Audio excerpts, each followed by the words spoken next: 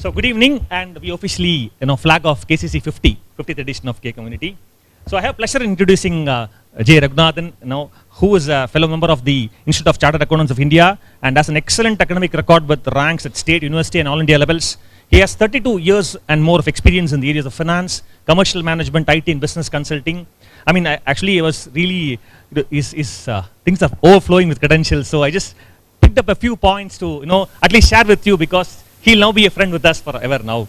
So Raghu started his career with Hindustan Lever Limited as a management trainee, and then he moved to Sundaram Fasteners, where he was part of the software consulting division, and then he later joined as the head of global marketing and ERP practice at Sundaram Infotech, where he was elevated to the position of vice president. He then grew the business there. And then as a business manager and consultant, he has led teams in conceptualizing, developing and implementing various software and consultancy solutions. And his domain experiences include a wide range of functions, of which I'll just mention a few, like supply chain, finance, MIS and management accounting. And his special areas of interest are ERP, knowledge management and business intelligence. And that's why he's here to talk on KM. And Raghu has conducted a lot of workshops and seminars in the area of KM, expert systems, ERP leadership and sales effectiveness, and is a regular guest speaker and faculty in many of the leading big schools in India. And he's also taken a lot of courses, and I think even with the Indo-German Chamber of Commerce also is done. And recently, he has promoted a not-for-profit organization called the Knowledge Capital Investment Group that aims to help fresh graduates move seamlessly into their first job by providing relevant training and mentoring inputs. So his interests otherwise include reading, writing in Tamil, and he's an avid Facebook user with more than 100 followers. So nice to see that, sir. You are part of the millennial group like us. So today Raghu will be sharing his experiences on perspectives of knowledge management, more from a practitioner's perspective on knowledge management. So thank you so much for accepting for this. If I move around, would you have a challenge? No.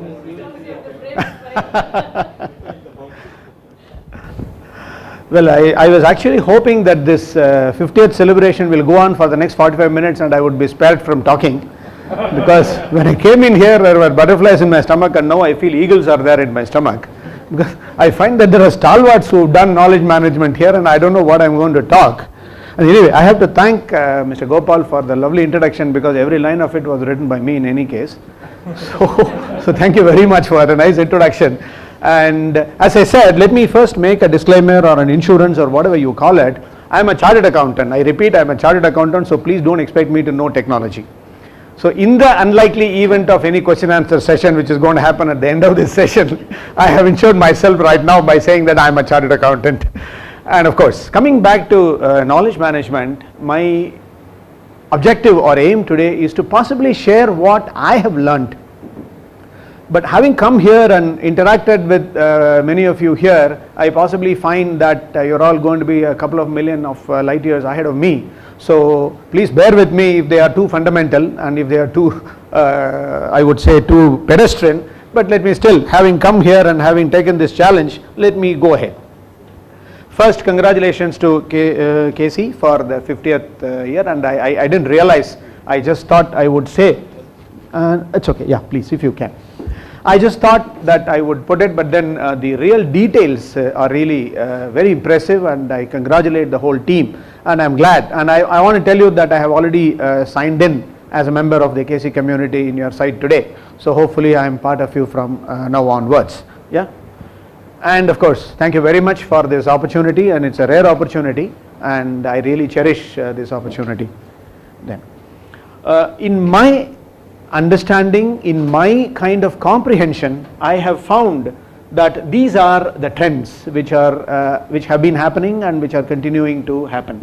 And you will find the majority or the theme of the whole trend is that there is a lot of mobility, e-commerce and virtual internet kind of technologies.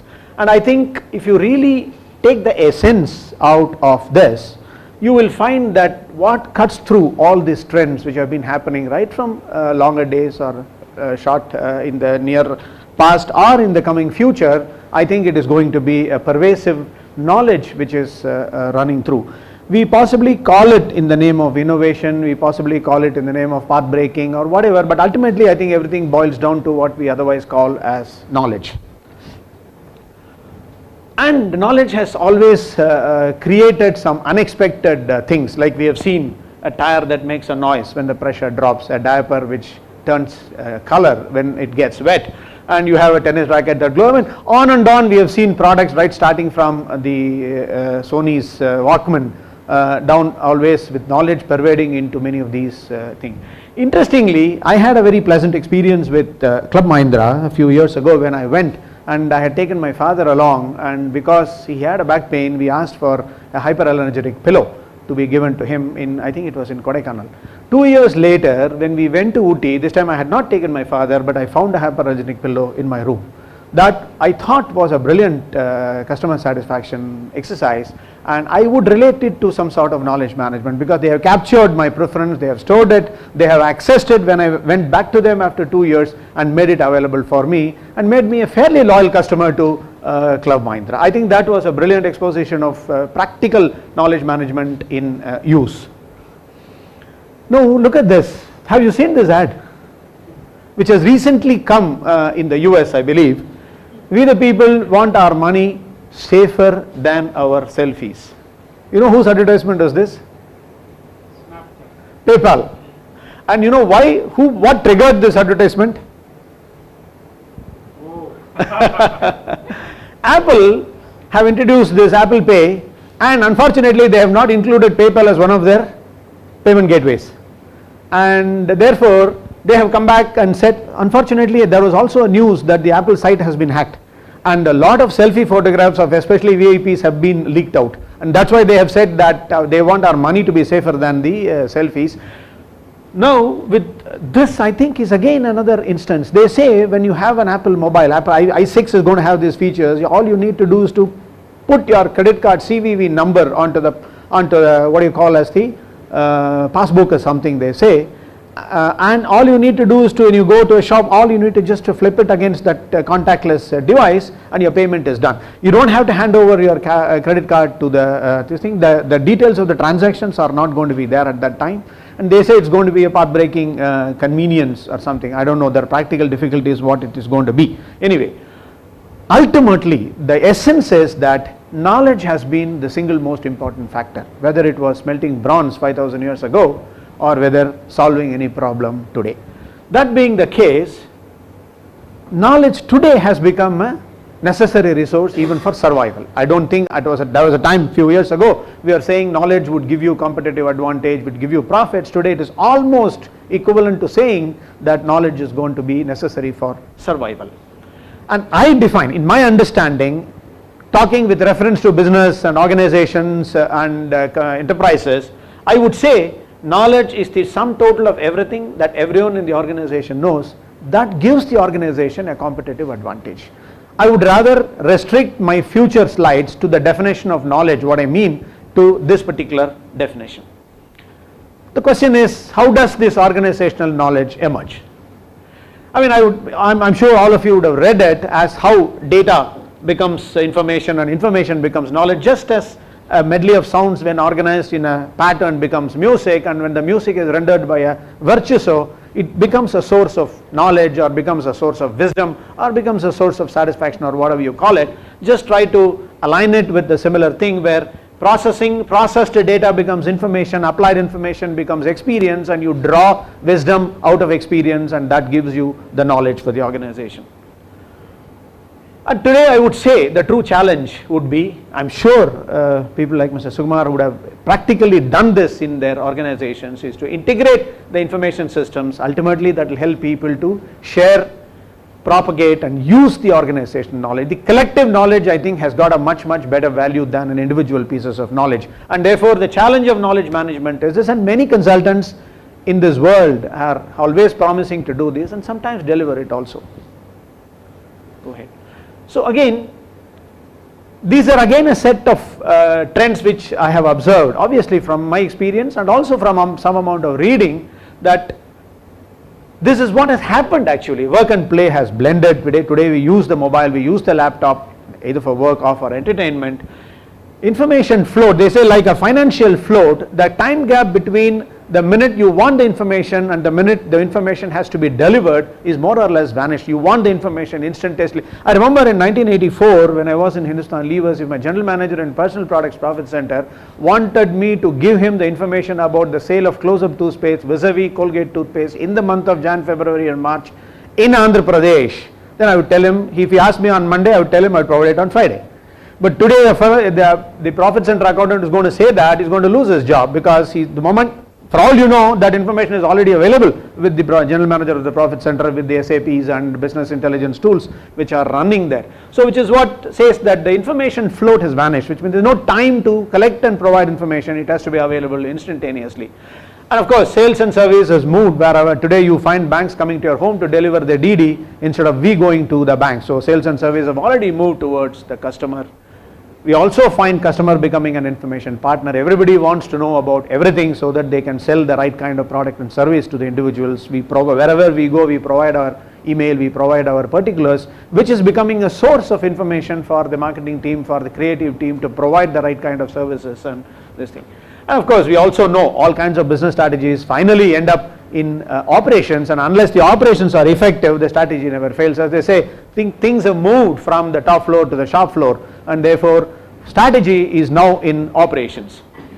And they also say, to echo Jack Welch, sell first and manufacture later. Jack Welch, I believe, said that rather than manufacturing and selling, sensing and responding is more important. So similarly, you have to sell first and then only manufacture, because selling is a lot more complex activity.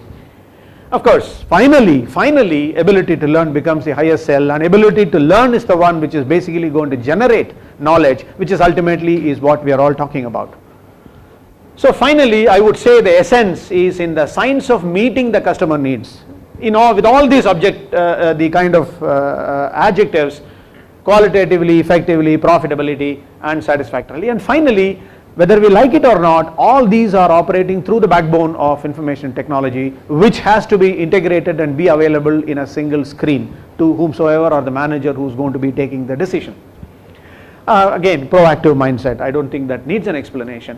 So in this context, in this kind of situation, in this kind of complexity, or in this kind of competitiveness, or whatever you call it, finally, knowledge seems to be the most important part of any organization's assets. But in reality, if you really find some study possibly conducted a few years back, maybe outdated by now, which says that 70% of the organization's knowledge exists, organization's assets lie in knowledge, whereas only 30% of the cost is committed to managing the knowledge.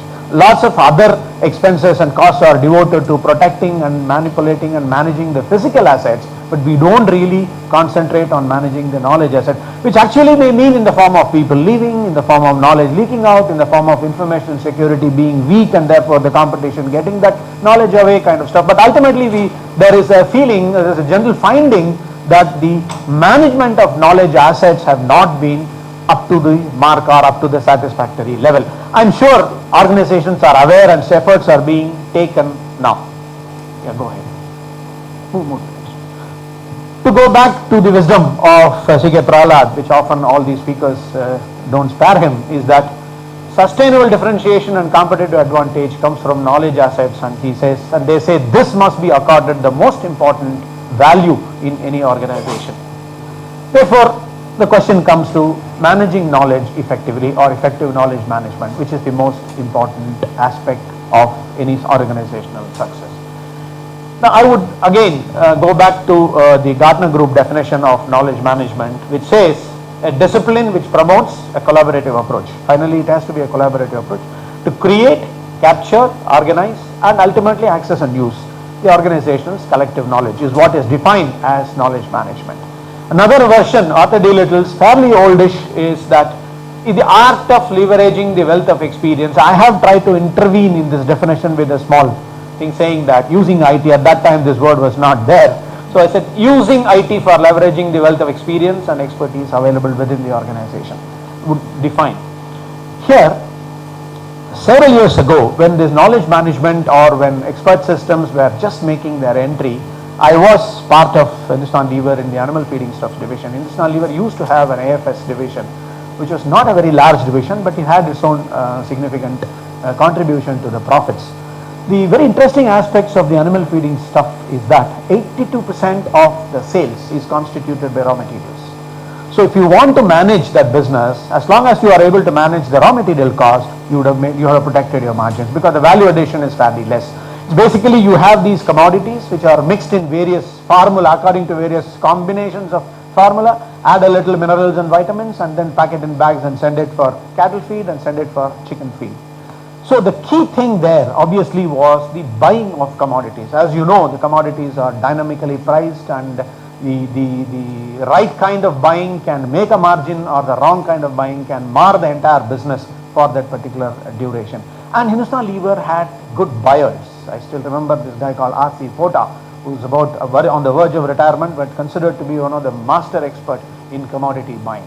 So at that point in time, we at Levers felt that because this technology is technology not in the big sense of the term, that this rule-based expert system was available at that time to be integrated with database technologies. So why don't we try and capture the buying knowledge of R.C. Pota and a couple of other commodity buyers, and try and see whether we can replicate to a reasonable extent. Obviously the intuition, the kind of instantaneous response to environmental changes could never be automated, but we thought at least a considerable amount of knowledge could be automated, and we built an expert system. I didn't last long there to the extent of seeing whether it really benefited and gave the ROI, but the word said that it was a fairly good effort at that point in time. And I don't know in what shape. Unfortunately, the animal feeding subdivision itself is no longer with Hindustan Lever, as it has been sold away and taken to Godrej now. But it was a very useful exercise at that point in time. In fact, very interestingly, as some of you might have had some exposure to commodity trading, it's a very peculiar situation. Often we are all taught to believe in the economics that demand and supply determine the price, and actually demand and supply determine the price only to a very limited extent. In the commodity trading, pure information determines the price. Suddenly I'm just trying to give you a sort of an extreme situation. If there is an announcement by the government that India is planning to import 1 million tons of wheat, you will find the next day prices of wheat will fall. All the hoarders of wheat will rush to the market to sell wheat, and the supply will go up and the price will come down. The third day, government will say, no, sorry, we made a mistake. It is not wheat, it is maize we are going to import. What happened yesterday? There was no supply, there was no supply, there was no demand, but the entire buying decision, cost structure of a set of companies would have undergone some change. So those kind of environmental factors, there were certain patterns. For instance, the acreage under cultivation, the rains, the arrival of commodities into the mandis, etc., had all their impact. But there were these kind of situations also. So we segregated them into what are all those pieces of knowledge which could be structured in the form of if-then rules, whether it is quantitative knowledge or qualitative knowledge, and what is it that which is based on instantaneous responses and reactions to situations, and then we tried automating this component. We almost ended up, ultimately, I don't know whether this system would have been a revolutionary system or as an extraordinary historical invention, but all it also helped was in completely documenting the knowledge, commodity buying knowledge to a large extent, and that was a big asset. And we had in an electronic form these kind of rules and manuals which are available, and while to some extent it helped in terms of good decisions, to a large extent it helped in training the new entrants into the organization. So we found that was a very interesting experience of knowledge management in Hindustan Lever. Subsequently, I hear that when they implemented SAP subsequently, there was a considerable amount of experience which was drawn from here and used. I honestly don't know now what kind of technologies are they using. I'm only hoping that this kind of wisdom and experience drawn from this might be available in parts and pieces in Hindustan Lever. So if you were to reduce it to an equation, I would say information processing plus knowledge processing. And it's not but a simple equation. It is a very difficult thing if you try putting it in practice, because I think knowledge management, apart from the technology, apart from the methodology, has also got a lot of psychological, cultural and mindset issues which are involved. And even in a small way in Hindustan Lever, we faced those situations in different measures, and we had challenges in overcoming those kind of factors. Basically, I would feel that there is a need, an organization which is deciding to adopt knowledge management in any area or in their lines of decision making, obviously must have a conscious vision, strategy and a mindset. It's all said and done easily, good jargons, but when you really break them down into practical scenario or practical situations which are happening, you really don't know how do you really address them, but ultimately they have to be there. So if I break these into some bullets, I would say knowledge management is not new. All of us know about it, we understand what it is, but it is evolving, keeps evolving, because it's never static at any point in time. It is simple to understand but extremely difficult when you start doing it. Obviously mindset is a big issue, as I mentioned. Tools are there, information technology tools and methodology tools are there, but I think they are not enough. And finally, continuing focus is extremely important. So now I can go on and on in terms of each of these, but I think in the passage of time, Gopal, how much time I have got? Divakar? Another 15 minutes? 15 minutes is fine, is it okay? Okay, so I will possibly rush through in terms of these subjects.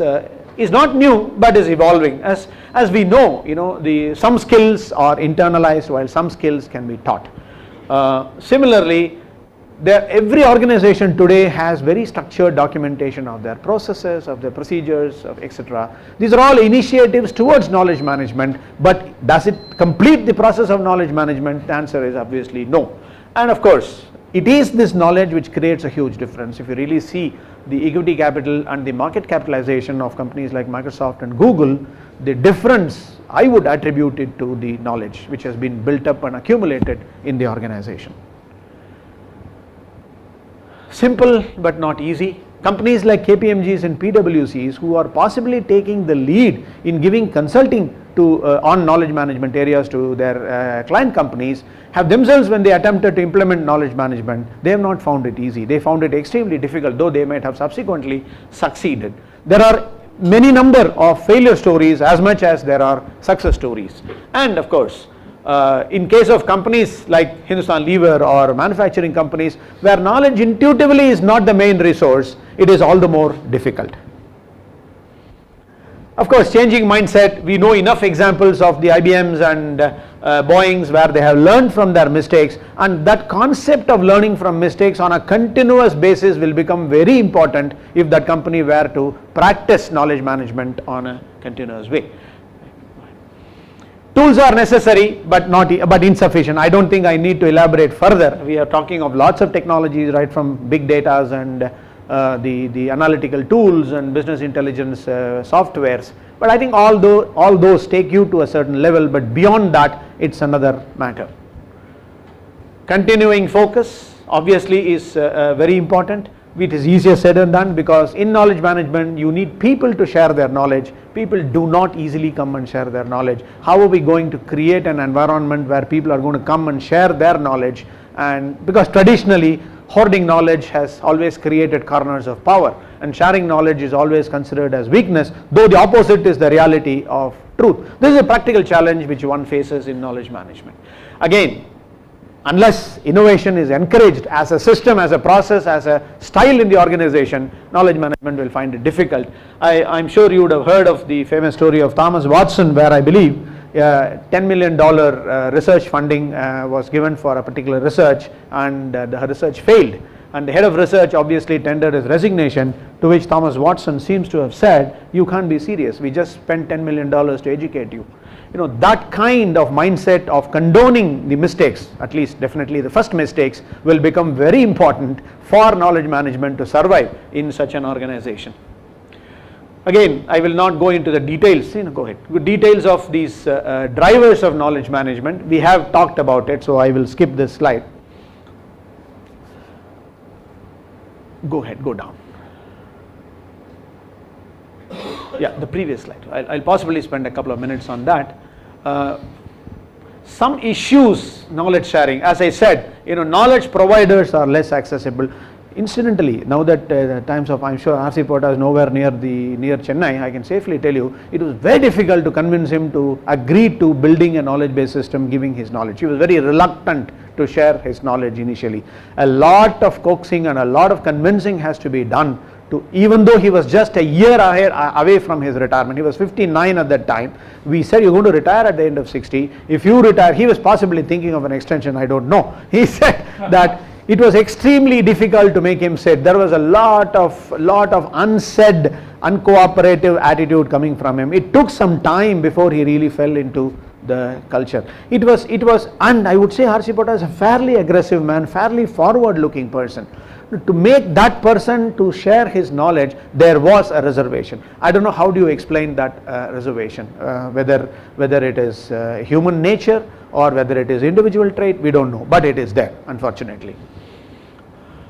Again, there are several cultural issues, I'm sure you would know this. Knowledge sharing has to be consciously created as a positive aspect in an organization. Knowledge sharing efforts will have to be rewarded. Failure to share knowledge must be created, a punitive environment has to be created. So in other words, the whole organization has to create a sense of a feeling that among the employees or at least among the experts, that if I share the knowledge, I'm going to be rewarded, and if I don't, there may be a negative impact out of that.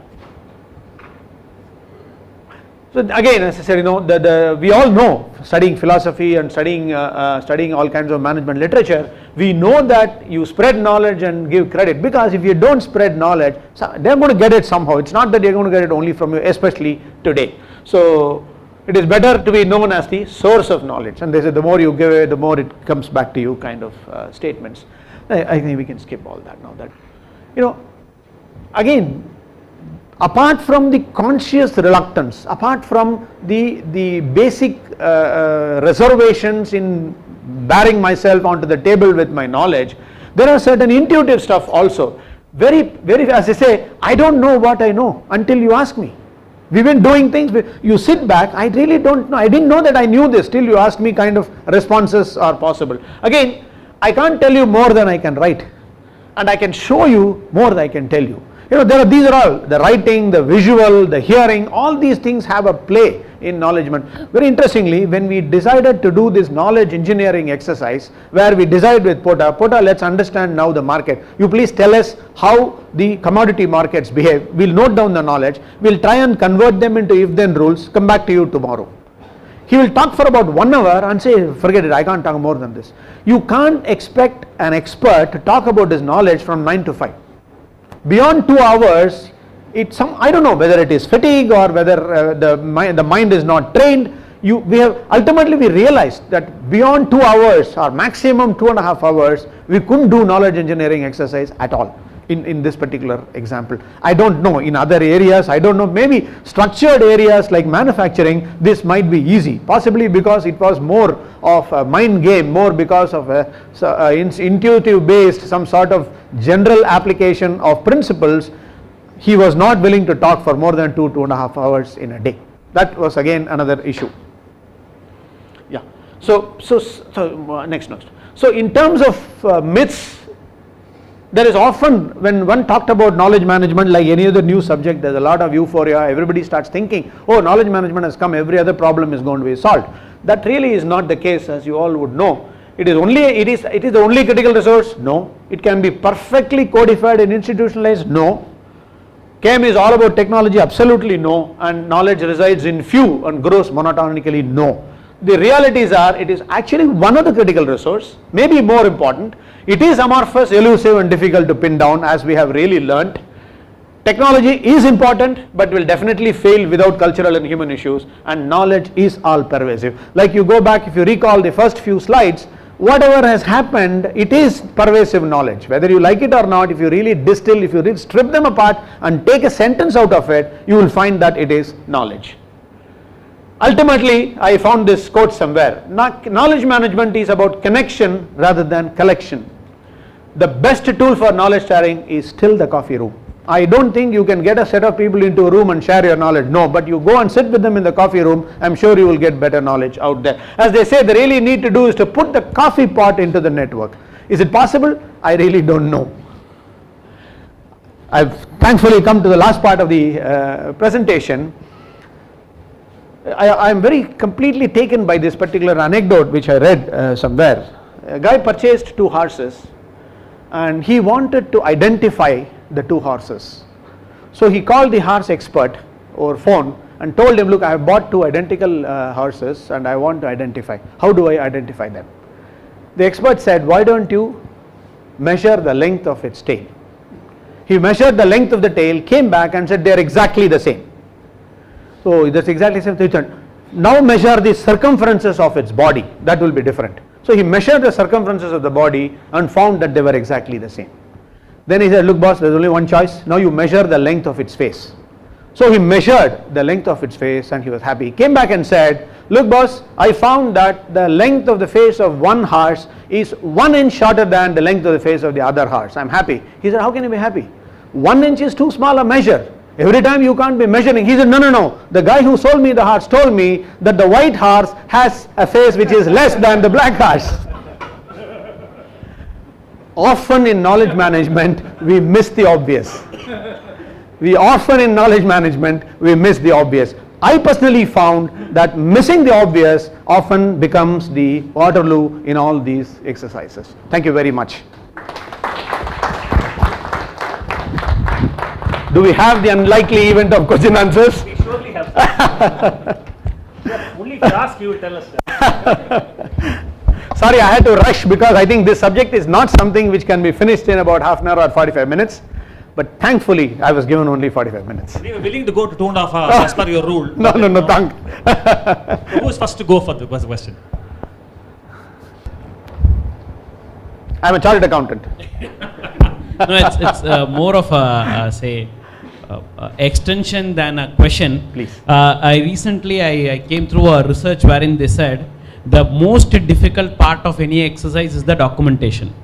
And even with knowledge management, that's what I feel. Even let's say from our personal experience, from what we see around, people, as you say, they have loads of knowledge.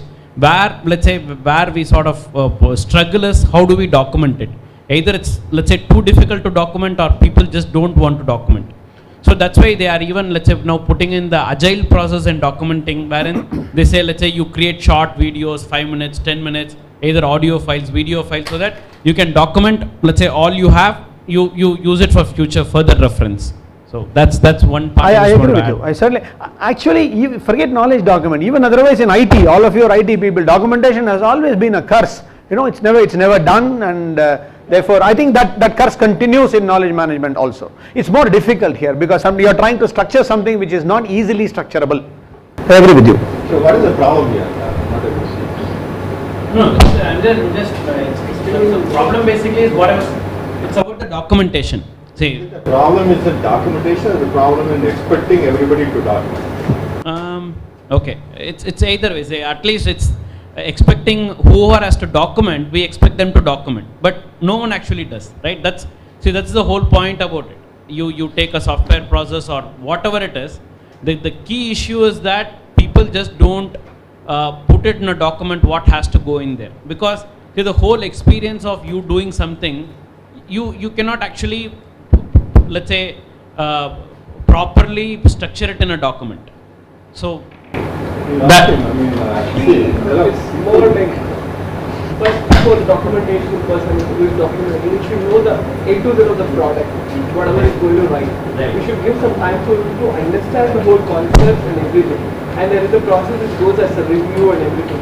You being the development team, you have to give an input like where the particular content is missing, where the particular information is missing. Right. It might No, be I totally agree. My point is just that we have over we know our products. Let's say we might just. Sir, No, that's fine.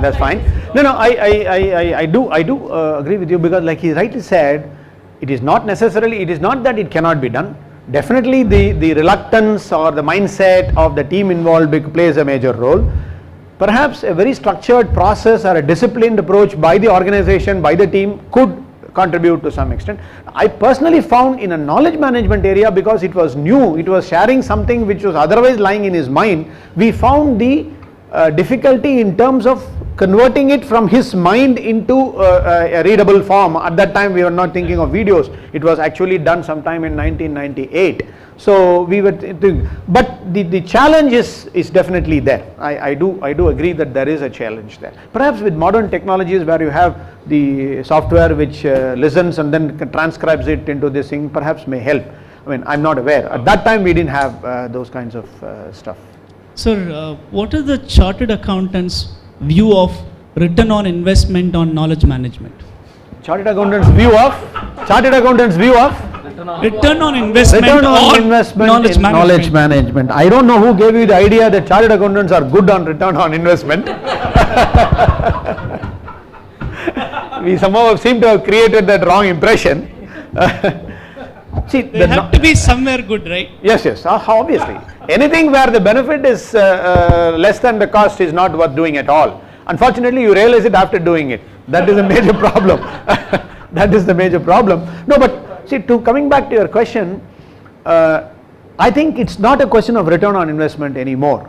I think knowledge management has more or less become a necessity nowadays. It's almost become a necessity now.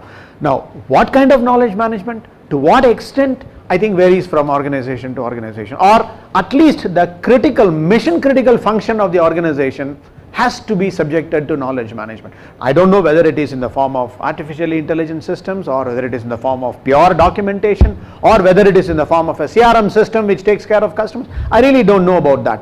But I think today the organizations are not in a position to say that, look, we are not interested in. They will otherwise, they may not be consciously doing it, but I think they will be doing it.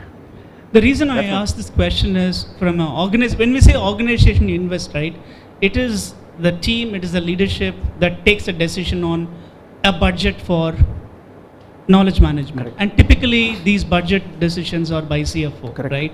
So when we have to go to CFO, right, it's the number. Correct. You know, they are left-brained people, more left-brained, right? Correct. So how do we convince them on investment on knowledge management? That's my No, I understand. I actually see your day-to-day problem here, and I really pity you because you're pitted against a CFO who is obviously a chartered accountant. I know. Because an IIM Ahmedabad would possibly you find it a little easier. No, jokes apart. See, unfortunately, what you say is true. Forget about knowledge management. Even for basic systems, I have experienced. I was doing ERP till about 2012, 2011. Obviously, I can't name the company, very leading company, one of the most successful companies in Chennai. 6 months of preparatory work has been done, feasibility studies. They spent money, 4-5 lakhs money. When the final proposal was taken to the founder chairman, which was at that time the investment was about 70 lakhs or 75 lakhs. He said, with 75 lakhs, I would buy another machinery and produce another so many tons of the product. And instead of spending 75 lakhs, you employ 3 more people, you don't need an ERP. 2012. The founder, the guy who is supposed to be interested in, so that mindset is still there. I agree with you, that mindset is still there. But those who really understand the importance of the business, those who really are to take a proactive view of the business, and those who want to see the business 5 years ahead, I think they will not object to the question. I'm sure one can find your budget toothpick, because knowledge management still is an exotic stuff in the minds of those people. They might even toothpick, but I don't think they can outright reject that. Then that is to the detriment of the organization, is my view. Yes, sir. I have some questions related to your. My question is related to the consumer thing that you are talking about, plus your finance, and then you mentioned about connecting knowledge. So today, actually, what happens is the knowledge is getting manipulated, and knowledge, the false information is getting planted. As a human, first, how do you analyze? Then we look into the system, and how do you analyze? This is actually a planted information that has a cascade effect to destroy a company, destroy an economy, and things like that. For example, S&P says that India is downgraded, right? We don't know whether it's true or false. Somebody says true, somebody says false, or somebody saying that this Manmohan Singh, because of this policy, India is going to collapse. We don't know whether it's true or not. But as a human being, as an expert, what system that you use to find out whether this is actually a planted information for manipulation or it's a true evidence? I really don't know. I don't think systems are going to help you there. Not first system, of all, I'm saying, no, I understand. Intelligence. In a human mind, I am not able to answer this question because it is happening, whether you like it or not, especially in the current days of information terrorism. It is definitely happening in a big way.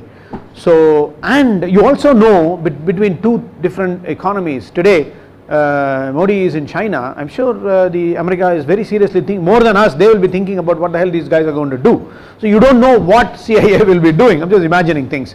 So if there is going to be an information like that, they can manipulate information. Like you said, tomorrow Standard & Poor comes and says that we see that the Indian economy, the growth rate for the next 5 years is only going to be 3.5%. If 20 manufacturing companies in India based on that information are going to revisit their strategies, it is disastrous. It is disastrous. I agree with you. No, but the question is, how do we do that? There has to be a in my opinion, the agencies like the FICCIs and CIIs and the Indian industry representatives, for a moment I am restricting my answers to the businesses rather than the security and the defense side of it. I think it is these organizations and chambers who should basically vet that information and spread the interpretation of that information. I would rather say that, because an individual or a head of an organization, I don't think he or she is in a position to say that, look, this information which has now hit the market or from Standard & Poor or from Dun & Bradstreet or something is untrue or is false. It cannot be said. Possibly all these organizations will have to take that information which comes obviously from outside the country and disseminate a more realistic interpretation of that information for guiding the business and industries. I would feel that would be a more possible or a rather plausible answer to this problem. I believe that next generation KM is actually, it's getting out a lot more complicated. Correct. You may operate on a whole completely collapsed company. Correct. And Correct. I don't want to take your time further. Just one more point. Please. Add one more dimension to Please, that. please. And also the messenger part. If somebody, a research scholar and actually from Stanford University say that, the GMO food is bad, and, we may look at him like a god and say it's true. But if a Namal was sitting in Tirupur and say that, you tell him that you are a lunatic. I agree with you. I agree with you. Yes. It makes it difficult to really manage. Correct. I agree with you. I do agree with you. I think it is definitely there. See, it also, as they say, very often we end up shooting the messenger and forget the message. So something similar is that, like you rightly said, a local guy who possibly would have done an enormous amount of work and say that his words are not taken, whereas information coming from outside gets to impact. I think it is there. Shooting a message sometimes. Exactly. Messenger gets away with that. Yes, I agree. This dimension is definitely there. Thank you very much for your patience. Thank you so much, sir. I think it was really brilliant. I think it was very appropriate that, Raghunath sir covered this game. It was like, partly also a refresher for us that don't forget the basics of game, and also gave us a lot of radical thoughts and examples. Thank you so much. That was completely unintentional. That was very brilliant, sir. Thank you. Especially Thank you the very two much. horse thing we'll never forget. Thank you. Because Thank we you. always say now, common sense is uncommon. So because that's what happens in the game. Thanks for the brilliant speech. So.